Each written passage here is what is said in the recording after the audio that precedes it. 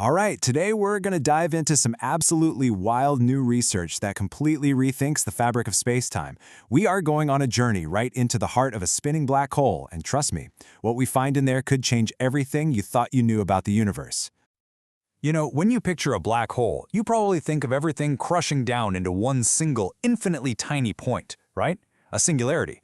But here's the thing, that's for a standard, non-rotating black hole. A spinning one, what physicists call a Kerr black hole, is a whole different beast. Its singularity isn't a point at all, it's a ring. A spinning, one-dimensional ring of pure gravity. And this is where things get really crazy. According to the mathematics, this ring isn't a dead end. It's not a wall where reality breaks down. It's a gateway, a door to somewhere else.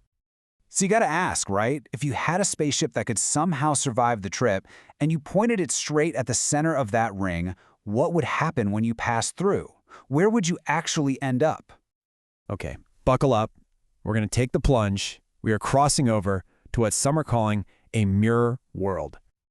To get our heads around this, we need a new concept: two-sheeted space-time. Now, I know that sounds complicated, but stick with me, the analogy is actually super simple. Just picture our universe as one floor of a building. Now imagine there's a second, identical floor right below it, a mirror universe. That ring singularity?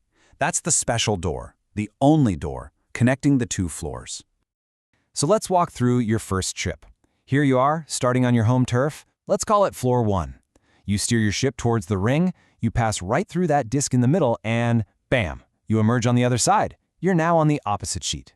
You've literally gone from floor 1 down to floor 2. So you've made it. You're now flying around in a completely different layer of space-time.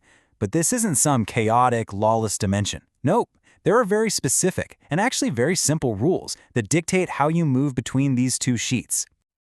All right, now that we're here, it's time to learn the #1 law of this new land, the odd-even crossing rule.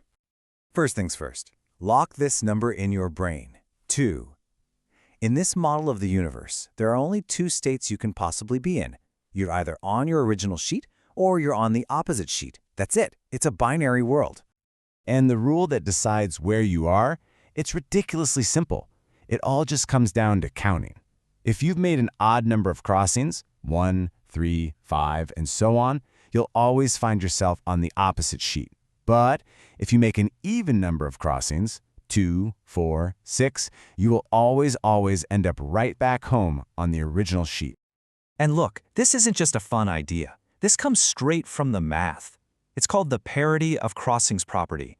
All that fancy language means is that your path, your geodesic, brings you back to your starting sheet if, and only if, you pass through an even number of these ring gateways. Okay, so that's a cool rule for one black hole. But what happens when you zoom out? What does this mean for the entire universe, with its billions and billions of black holes? Which brings up a huge question, right?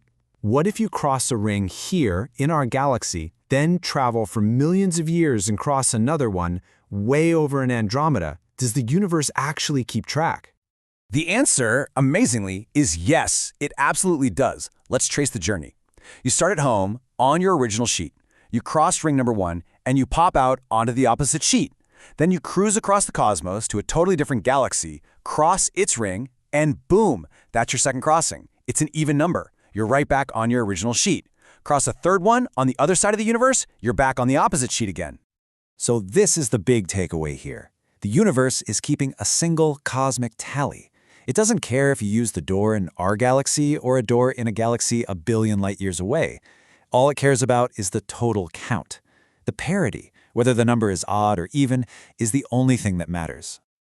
Okay, so if the universe is keeping this meticulous count, you have to ask, why? Why go to all this trouble? And this, my friends, is where things get truly wild. This simple counting system might just be the solution to one of the biggest headaches in all of physics: time travel paradoxes. You see, deep inside these spinning black holes, the math predicts something called closed time-like curves, or CTCs. Let's just call them what they are: time machines. Paths through space-time that loop back and let you visit your own past. But that opens a huge can of worms, right? The grandfather paradox, all that stuff. Well, to deal with this, physicists came up with the Novikov self-consistency principle. It's basically a fancy way of saying the universe has a built-in safety feature. It forbids paradoxes. Sure, time travel might exist, but the laws of physics will literally prevent you from changing the past in a way that creates a contradiction. The universe just won't allow it. But how? How does the universe enforce that rule? Well, this two-sheeted structure we've been exploring, that might be the how. It's not some abstract law. It could be a physical feature woven into the very fabric of space-time itself. Just think about it for a second. Any path you take, even a time-traveling one, has to obey the odd-even crossing rule. For any version of history to be real, it has to make sense and be consistent across both sheets of space-time simultaneously. This acts like a powerful cosmic filter. Any path that would lead to a paradox, like going back to stop your grandparents from eating, might be physically impossible. Not because of some magic rule, but because the very shape of space-time won't allow that path to connect. The research paper puts it perfectly. This setup imposes a discrete structure on the allowed evolutions, restricting the space of globally permissible histories. What that really means is that the two-sheeted shape of the universe itself acts like a bouncer, weeding out all the impossible, paradoxical timelines before they can even happen. Which leaves us with one last massive idea to chew on. We think of logic as a human tool, something we invented to make sense of the world. But what if it's more fundamental than that?